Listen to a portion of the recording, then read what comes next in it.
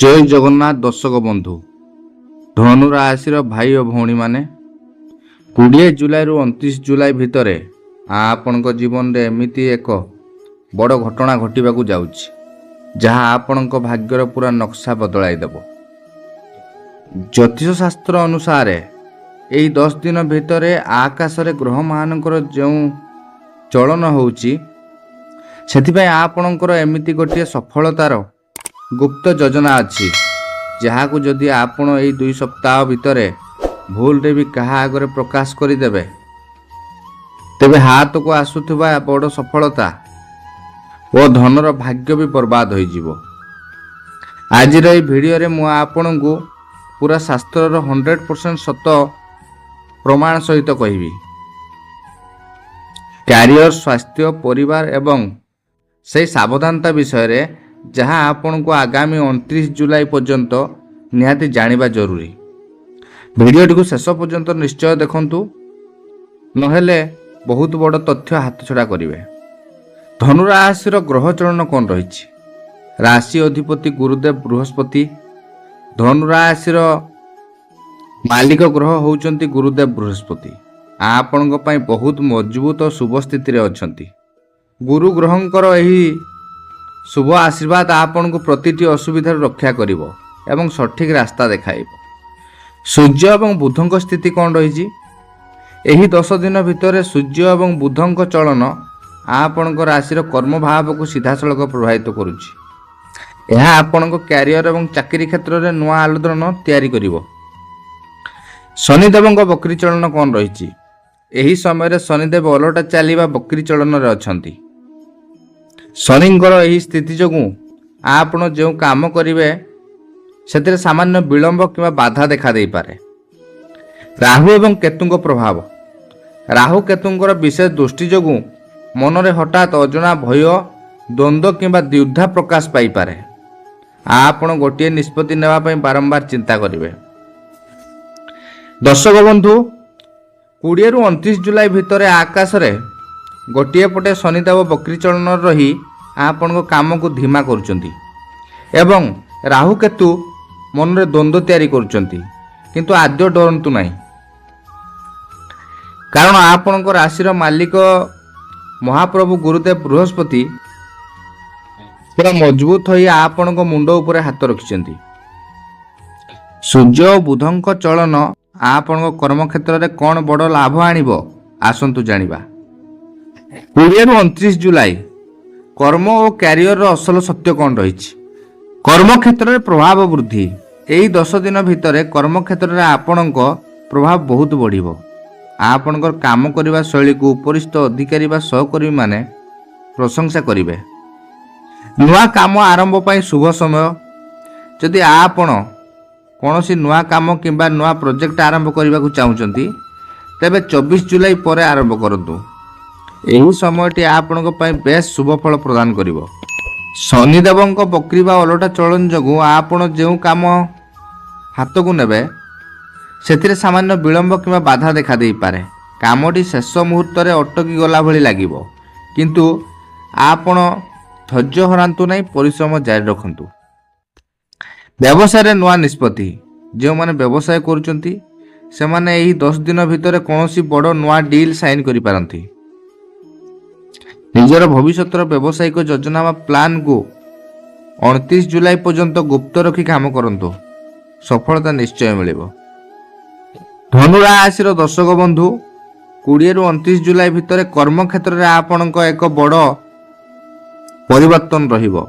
जदिओ शनिदेव कामटी को धीमा करुचंती, किंतु 24 जुलाई पर आपणक भाग्यर द्वार खोलिबाकू जाउछि। चाकरी एवं व्यवसाय रे केमिति हठात धन आगमन जग बनुची आसतु जानिबा आमर परवर्ती भाग्य जहाँकि आर्थिक धन स्थिति कौन रही। ग्रह मानकर शुभ प्रभाव जोगु यही 10 दिन भितर आपणकर एक बड़ आर्थिक सफलता मिल पारे। बहु दिन अटकी रही टंका किंबा काहाकू धार देइथिबा पैसा आपण को हठात फेरस्त मिलबार बहुत बड़ जग बनुछि। 27 जुलाई बड़ खर्च।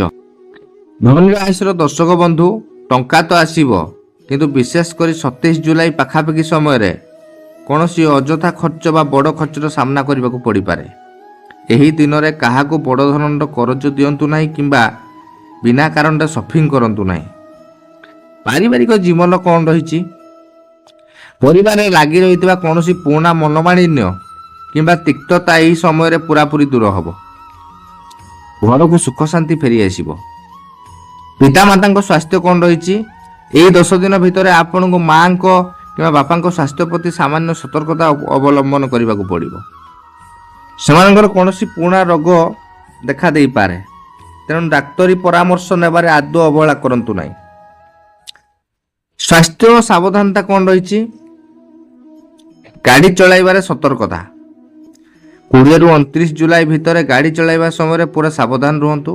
ତରବରିଆ ହୋଇ କୌଣସି ସ୍ଥାନକୁ ଯାତ୍ରା କରନ୍ତୁ ନାହିଁ।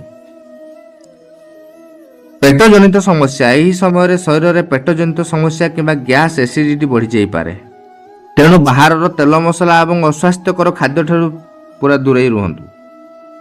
20ରୁ 29 ଜୁଲାଇ ଧନୁରାଶିର ସେହି ଗୁପ୍ତ ସତ୍ୟ କ'ଣ ରହିଛି?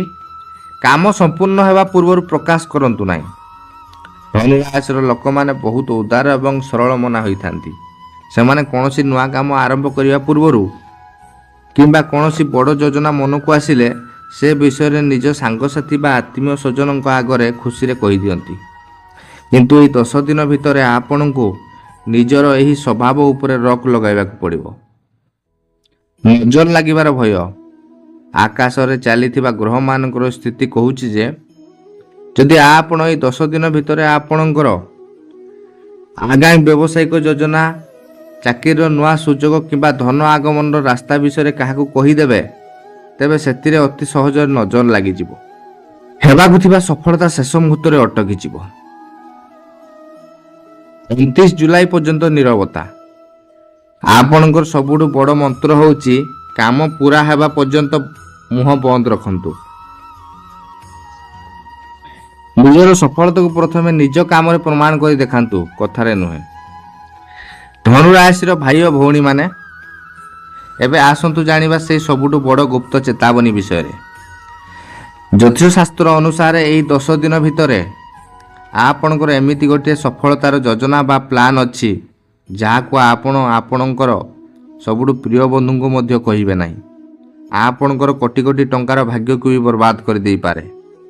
ତେଣୁ 29 ଜୁଲାଇ ପର୍ଯ୍ୟନ୍ତ ନିଜ ମୁହଁ ବନ୍ଦ ରଖି କାମ କରନ୍ତୁ। ଦେଖିବେ ସଫଳତା ଆପଣଙ୍କର ପାଦ ଚୁମିବ। ଏବେ ଆସନ୍ତୁ ଜାଣିବା ଏହି ସମୟକୁ ଆହୁରି ଶୁଭ କରିବା ପାଇଁ କ'ଣ ରହିଛି ସରଳ ପ୍ରତିକାର। ଧନୁରାଶି ପାଇଁ 2ଟି ସହଜ ଏବଂ ସଠିକ୍ ପ୍ରତିକାର। ସୂର୍ଯ୍ୟଦେବଙ୍କୁ ଅର୍ଘ୍ୟ ଓ ଗାୟତ୍ରୀ ମନ୍ତ୍ର। କ'ଣ କରିବେ? ପ୍ରତିଦିନ ସକାଳେ ସ୍ନାନ ସାରି ତମ୍ବା ପାତ୍ରରେ ସଫା ଜଳ ନେଇ ସୂର୍ଯ୍ୟଦେବଙ୍କୁ ଅର୍ଘ୍ୟ ଦିଅନ୍ତୁ ଏବଂ ସେଠାରେ ଛିଡ଼ା ହୋଇ 3 ଥର ଗାୟତ୍ରୀ ମନ୍ତ୍ରକୁ ଜପ କରନ୍ତୁ। କ'ଣ ଲାଭ ହୋଇଥାଏ? ଏହାଦ୍ୱାରା ଆପଣଙ୍କର ଆର୍ଥିକ ଅପଚୟ, ଯାହାକି ବଡ଼ ଖର୍ଚ୍ଚ ରଖିବ, କ୍ରୋଧ ନିମନ୍ତ୍ରଣରେ ରହିବ ଏବଂ ବାପା ମାଙ୍କ ସ୍ୱାସ୍ଥ୍ୟ ଭଲ ରହିବ। ଦ୍ୱିତୀୟ ପ୍ରତିକାର ହେଉଛି କେଶର କିମ୍ବା ହଳଦୀର ତିଳକ, ଯାହାକି ଶନିଙ୍କ ବକ୍ରୀ ପ୍ରଭାବକୁ ଦୂର କରିବା ପାଇଁ। କ'ଣ କରିବେ? ପ୍ରତିଦିନ ସକାଳେ ପୂଜା ପରେ ନିଜ କପାଳ କିମ୍ବା କଣ୍ଠରେ ସାମାନ୍ୟ ହଳଦୀ କିମ୍ବା କେଶର ତିଳକ ଲଗାନ୍ତୁ। ଲାଭ ହେଇଥାଏ? ଧନୁରାଶିର ଅଧିପତି ଗୁରୁ ଗ୍ରହ ଅଟନ୍ତି। ଏହି ଉପାୟ ଦ୍ୱାରା ଶନିଙ୍କ ଯୋଗୁଁ କାମରେ ଯେଉଁ ବିଳମ୍ବ ଘଟୁଥିଲା ତାହା ଦୂର ହେବ ଏବଂ ଭାଗ୍ୟ ସାଥ ଦେବ।